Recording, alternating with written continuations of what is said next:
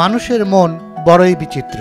নতুন কিছুর সন্ধানে থাকা মানুষ নতুন আনন্দের সন্ধানও করে, আর সেরকমই একটি ঘটনা লাল চুলওয়ালাদের উৎসব। নেদারল্যান্ডসের দক্ষিণের শহর টিলবুর্গে এই উৎসবের নাম রেড হেড ডেস ফেস্টিভ্যাল। প্রতি বছর আগস্ট মাসের শেষে এই উৎসবের আয়োজন হয়।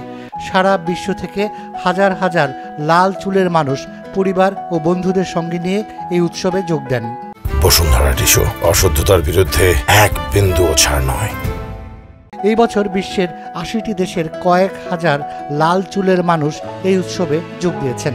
৩ দিন ধরে চলে উৎসব, থাকে গান, খাওয়া দাওয়া। তবে এখানে শিক্ষণীয় কিছু বিষয় রয়েছে। কিভাবে লাল চুলের যত্ন নিতে হবে তাও শেখানো হয়। এছাড়া কিভাবে ত্বকের যত্ন নেবেন সে প্রশিক্ষণেরও ব্যবস্থা থাকে। ত্বকের ক্যান্সার প্রতিরোধ বিষয়ক শিক্ষাও এখানে দেওয়া হয়। জানা গেছে উৎসবটি সবার জন্য উন্মুক্ত এবং কোনো প্রবেশ ফি নেই। উৎসবের শেষ দিন একটি গ্রুপ ছবি তোলা হয়। তবে শুধু যাদের চুল প্রাকৃতিকভাবে লাল তারাই কেবল এই ছবি তুলতে পারেন।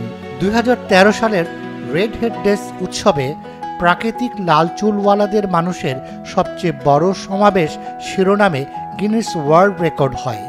সেবার গ্রুপ ছবিতে ১,৬৭২ জন অংশ নিয়েছিলেন। Rumi Noman, Daily Sun.